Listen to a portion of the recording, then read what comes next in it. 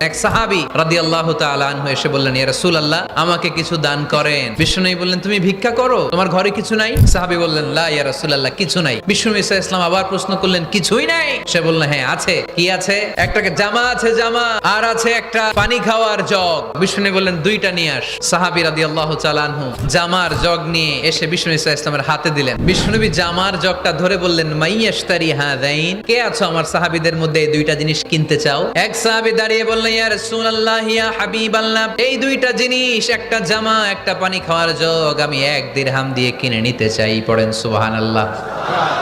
বিশ্বনবী বললেন, 1 দিরহাম তো কম হয়ে যায়, 1 দিরহামের চেয়ে বেশি দিয়ে কেনার মতো যদি কেউ থাকে একটু হাত তোলো।